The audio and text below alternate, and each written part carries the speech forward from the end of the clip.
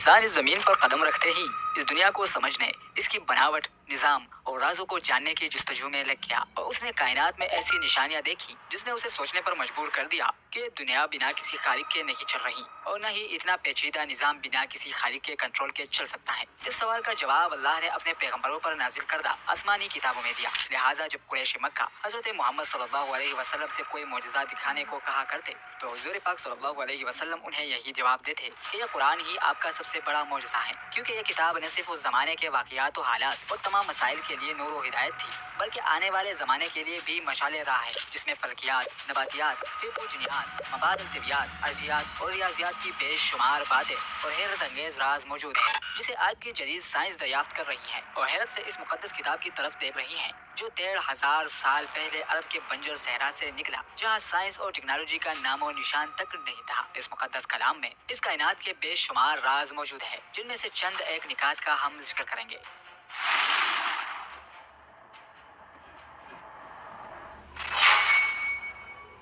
लोहा जमीन पर मुख्तलिफ शक्ल में पाया जाता है, मगर ये जमीन का मादा नहीं बल्कि ये आसमान से इस दुनिया में आया है। साइंस के इस नई तहकीक के मुताबिक लाखों करोड़ों साल पहले कुछ सितारे धमाके से फटे और जमीन पर गिरने वाले मेटेरियल से लोहा ही जमीन पर आया, जिसका जिक्र कुरान मजीद में कुछ यूं है, और हमने लोहे को जबरदस्त ताकत देकर उतारा ताकि इंसान इसका फायदा उठा सके।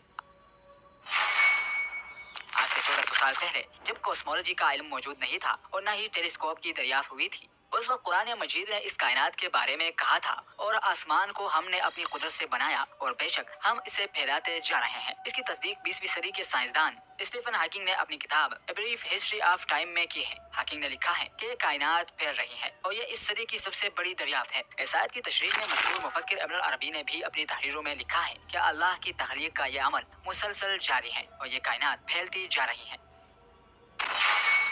नबी सल्लल्लाहु अलैहि वसल्लम पर अबू जहल के मुतालिक एक आयत नाज़िल हुई। यकीनन अगर ये बाज न रहा तो हम इसकी पेशानी के बाल पकड़कर घसीटेंगे, ऐसी पेशानी जो झूठी खताकार है। ये आयत इसलिए नाज़िल हुई थी क्योंकि अबू जहल बहुत झूठ बोला करता था। इस आयत में दिमाग के सामने वाले हिस्से को झूठा कहा गया है। आज जदीद साइंस हमें बताती है कि दिमाग का प्री फ्रंटल एरिया यानी सामने वाला हिस्सा ही सच और झूठ बोलने का जिम्मेदार होता है। क्यों कुरान मजीद ने पेशानी की तरफ इशारा करके इसी साइंसी हक़ाइक़ को साफ कर दिया। सूरह अल-क़ियामा में अल्लाह का इरशाद है, हाँ जरूर करेंगे, हम तो कादिर है कि इसकी पोड़ पोड़ तक दुरुस्त कर दे। दरअसल आदम अलैहिस्सलाम से लेकर क़यामत तक आने वाले हर शख्स का अलग अलग फिंगरप्रिंट होता है। यहाँ तक के जुड़वा बच्चों तक के फिंगरप्रिंट मुख्तलिफ होते हैं। ये फिंगरप्रिंट एक इंसान की सबसे इनफरादी शनाख्त होती है, जिसे आज 20वीं सदी में फोरेंसिक साइंस इस्तेमाल कर रही है। लेकिन कुरान मजीद ने इसे 1400 साल पहले ही बयान कर दिया कि बरोज़े क़यामत अल्लाह इंसान की हड्डियों और उंगलियों के पोड़ पोड़ तक दुरुस्त करके उसे जिंदा उठाएगा। कुछ साल कबल यूनिवर्सिटी ऑफ लॉजन के एक रिसर्च में बताया गया कि चींटी दूसरे कीड़े मकोड़ों के मुकाबले काफी समझदार और मुहर्रिक होती हैं, क्योंकि वो आपस में ही बातें करती हैं। दरअसल ये चींटियां अपने मुंह से एक फ्लूइड निकालकर दूसरी चींटी के मुंह में रख देती हैं और वो इस पैगाम को डिकोड करके समझ लेती हैं। कुरान मजीद में सुलेमान अलैहिस्सलाम के वाक़ये के ज़मन में कहा गया है कि एक चींटी ने कहा, ए चींटियों, अपने बिलों में घुस जाओ, कहीं ऐसा न हो कि सुलेमान और उसका लश्कर तुम्हें कुचल डाले और उन्हें खबर भी न हो। बरसों कबल मुल्हिदीन कुरान पाक के इस वाक़ये को महज किस्सा और अफसाना करार देते रहे और मजाक बनाते रहे कि चींटियां कैसे बात कर सकती है, जिसे आज जदीद साइंस ने अपनी तहकीक से साबित कर दिया है। कुरान मजीद में मैथमेटिकल कैलकुलेशन के भी हैरान कर देने वाले हक़ाइक़ और इशारे मौजूद है। मसलन कुरान मजीद में लफ्ज़ अल-बहर यानी समंदर 32 मरतबा आया है और लफ्ज़ अल-बर यानी ज़मीन 13 मरतबा आया है। रियाजी के परसेंटेज के उसूल के तहत दोनों नंबर्स को जमा करे तो 45 का अदद निकलता है, यानी समंदर का तनासब 71% और जमीन का परसेंटेज 28% बनता है। और आज की जदीद साइंस हमें ये बताती है कि इस दुनिया में समंदर और जमीन का तनासब भी बिल्कुल इतना ही है। लिहाजा ये कोई इत्तेफाक नहीं हो सकता कि इतने एक्यूरेट परसेंटेज कुरान मजीद में मौजूद हो। ये सिर्फ उसी का कलाम हो सकता है जिसने समंदर और खुश्की की तख्लीक की हो।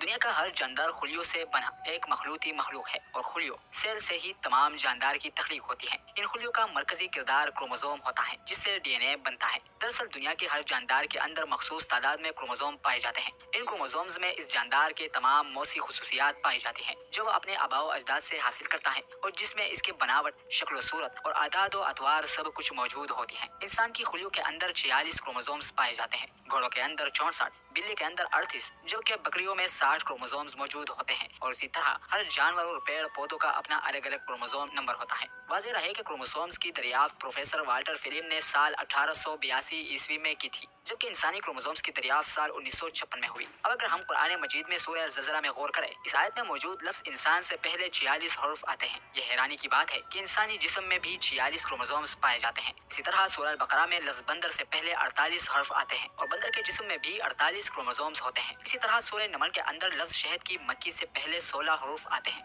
जो कि शहद की मक्खी का क्रोमोसोम नंबर है। सूरह इमरान में लफ्ज़ घोड़ा से पहले 64 हर्फ आते हैं। घोड़ों के खुलियों में भी तादाद इतनी ही है। और इसी तरह सूरह काफ में लफ्ज़ ऊंट से पहले 74 हरूफ आते हैं, जो ऊंट का क्रोमोसोम नंबर है। कुरान मजीद में बेशुमार साइंटिफिक फैक्ट्स के अलावा बहुत सारी पेशनगोइयाँ यानी फ्यूचर प्रेडिक्शन भी मौजूद है, जिनमें बहुत सी पेशनगोइयाँ वक़ूअ पज़ीर हो चुकी हैं और कुछ होना अभी बाकी है। जिस वक्त नबी करीम सल्लल्लाहु अलैहि वसल्लम मक्का में तशरीफ फरमा थे, उस वक्त दुनिया के दो अजीम ताकतें यानी रूम और फारस के दरमियान शदीद जंग बर्पा थी। जंग में मुसलसल पर्शियन एम्पायर की फौज रोमन एम्पायर को शिकस्त दे रही थी। मुशरिकीन मक्का फारस की फतह से बहुत खुश थे, क्योंकि फारसी भी आग की पूजा किया करते थे और वो भी मुशरिक थे। लिहाजा इस दौरान सूरह रूम की आयत नाजिल हुई, रोम वाले करीब तरीन जमीन में मगरूब होंगे, मगर वो इस शिकस्त के बाद चंद ही सालों में गालिब आ जाएंगे। अरबों के लिए ये पेशनगोई बिल्कुल नाकाबिले यकीन थी, क्योंकि रोमी मुसलसल शिकस्त पर शिकस्त खा रहे थे। लेकिन चंद ही अरसे बाद कैसर रोम कुस्तंतुनिया से बाहर निकला और उसकी फौजों ने फारसियों पर पे दर पे हमले किए, जिससे फारसियों को शिकस्त हुई और रोमी गालिब आ गए। रोमियों के मुतालिक ये आलमी पेशनगोई कोई मामूली बात नहीं थी, बल्कि ये कुरान करीम का एक हैरत अंगेज मौजज़ा था, जिसने कुरैश मक्का को बिल्कुल हैरान कर दिया था।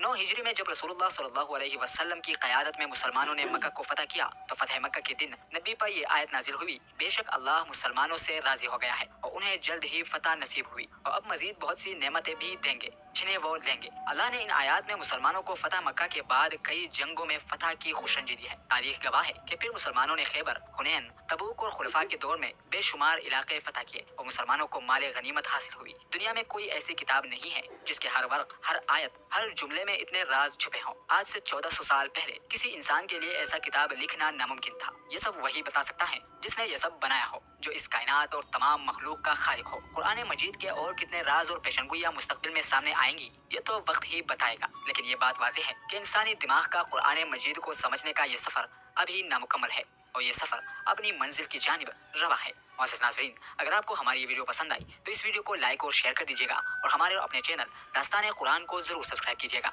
अल्लाह ताला से दुआ है कि हमें अपनी फरमाबरदारी और शुक्रगुजारी की ज़िंदगी गुजारने की तौफीक अता फरमाए।